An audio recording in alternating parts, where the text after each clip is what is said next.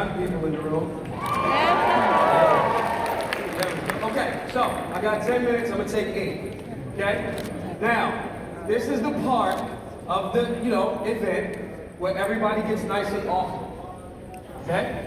Everybody gets nice and awkward because we have a full room of people that believe in conservative values, liberty, freedom, and all of those things. Well, we've had historical references that we are not using to strengthen conservative values in urban America. Okay? So, what I'm gonna do now is give you guys something to go back to your communities with that you can utilize because left media has made you all racist.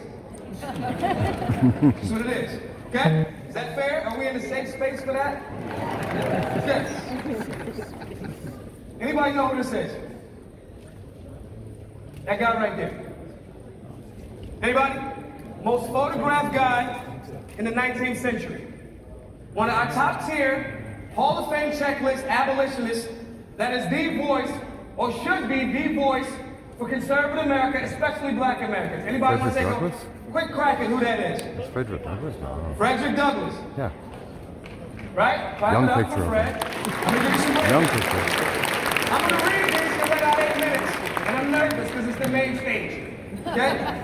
Frederick Douglass, most photographed person in the 19th century. Most speeches given publicly. Traveled nationally and internationally challenging slavery, racism, Reconstruction, New Deal type of things. And the very thread of what America stood for. He is the quintessential example of someone who used business and a push to end tyranny. Named the prophet of freedom, conflicted, doesn't get everything right, told all kinds of weird jokes, clear contradictions, and questionable practices. Meaning, he was an actual human. Right? When I say my "that's what she said" jokes, they're not always appropriate for the time in the room, but the reality is, we have to push back against that narrative by informing ourselves, by educating ourselves. This is a young man in that picture right there that I showed you. This young man traded food and bread for the ability to learn, the ability to read. It was unlawful at that time. If I taught someone how to read, I'm now a felon. Okay? So I want to be aware of that. Now, the information I'm telling you right now, some of these people, some of these things you may not be aware of. But it's not about you. How are we going to get conservative principles in urban America? That's the overarching theme. That's the reason why socialism looks so attractive, because we have been unavailable to urban America. Are we agreeing there? Yeah. Now, these are things that I'm not just saying. These are things that we've done, and they're scalable, so we know they work. So we started a solutionary book club, right? Every single day, every month we pick a book, conservative-based book, freedom-based book, and we use the power of social media, when I'm not shadow banned, right? We use the power of social media to translate these ideas. The book that we're going to start in the month of March, The Narrative of the Life of Frederick Douglass. Anybody ever read it? Great book. Now, you're more familiar with this picture of Freddie Wilde, right? This second Frederick Douglass pic when he was actually a little bit older, obviously. Okay? At this time, he had already traveled, broke free, went up to Maryland, went up to New York, and all these other different places. And we're going to talk about this. Frederick Douglass was repeatedly accused of not being a slave, ironically. He breaks away from slavery when slavery's like a thing, and then people say, there's no way you were a slave, bro. Repeatedly accused of not being a slave and making up a story. His owner and overseer, Aaron Anthony, fed slave children from troughs and mercilessly whipped slaves who did not obey his orders quickly enough. In 1845, Douglass increased his renown with the publication of the Narrative of Life of Frederick Douglass, an autobiography that painted a grim picture of his life in slavery. Later, he updated it to include more information. Douglass named his former masters who had been attempting to capture him using bounty hunters who specialize in tracking down escaped slaves. We have to speak. If we don't speak, we won't be represented. Support these voices. Brandon was just on here and he said, you're no longer the silent majority. You're the unsilent majority. Okay? Call them out. So, you got a guy that's on the run, to a point where, even at that time, Even if I'm in a free state, right? If I'm an escaped slave, captive, and don't have my papers, I can be snatched and brought back. Frederick Douglass still went around the nation informing people about the ills of laziness, the ills of enslavement, the ills of not being informed. While at any given time he could have been snatched, brought back, and brought right back into captivity. There is no excuse. There is no excuse. Call him out. So what we do? So Walmart, hey listen, I like rollover deals just like the next person. So it'll be easy here. Okay? Walmart says, we don't want to sell certain types of guns, or we don't want to take guns. That is not American. I'm sorry if that offends someone. It's not my intent.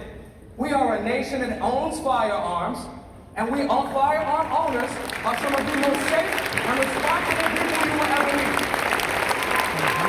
Just like that. So, what we did was, I just started telling everybody to support local businesses like AZ Firearms. Those are my friends. I gave them a plug. Okay? Cheryl is awesome. Black Guns Matter. Danny's nice too. Black Guns Matter, found in Maj Toure on Fox Nation. Gun-free zones do not work. That's us calling that out. Since 1991, the vast majority of mass shootings have been in gun-free zones. They don't work. I'm gonna speed through this because I got 3 minutes left. This is second Frederick Douglass. Working nationally and internationally, Douglass fled to Great Britain and Ireland, quickly returned to the United States to continue his crusade against slavery. I'm gonna speed through this even faster. Listen, this man was on a run, traveled internationally, telling people about the ills of slavery and the beauty of working hard. Mind you, this is after he started to work his own newspaper. Had about 4,000 subscriptions nationally for $2 a piece. Back in the day, we know what inflation does, but that was still some good money from a guy on the run. Okay? That is capitalism at work. This is the same man that bought his way out of his friends bought his way out of enslavement while he was on the run. Never saw socialism do that. Work nationally and internationally. This is a guy, that's my guy Patrick. This is in South Africa. This is in South Africa. There's a white dude in South Africa at the Nelson Mandela capture site wearing a Black Guns Matter shirt.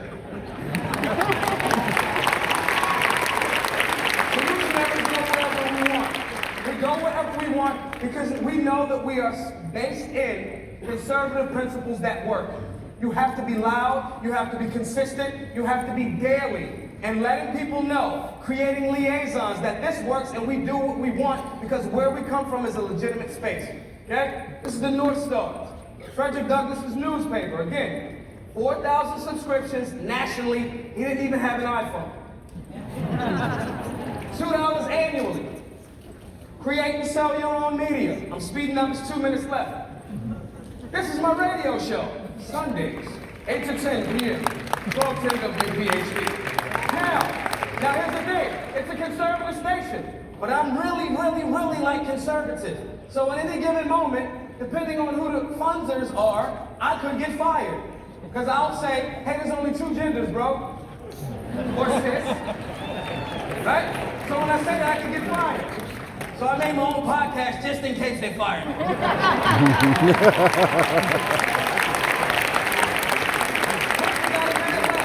Anybody know what it says? Say it real quick. No, it's not Harriet Tubman. That's Frederick, that's Anna. That's Frederick Douglass's wife. First wife. Why are we ignoring women as patriots? Amplify the voices of women. Diana's right there. She will not comply. These are women. The sister on the left is deceased now. Run and create their own show. We have to amplify the voices. 15-year-old young lady, first time shooting. Headshots. John Brown, I got 30 seconds left. That's John Brown. He worked with Frederick Douglass. He was amazing. Harper's Ferry, anybody? Support Virginia.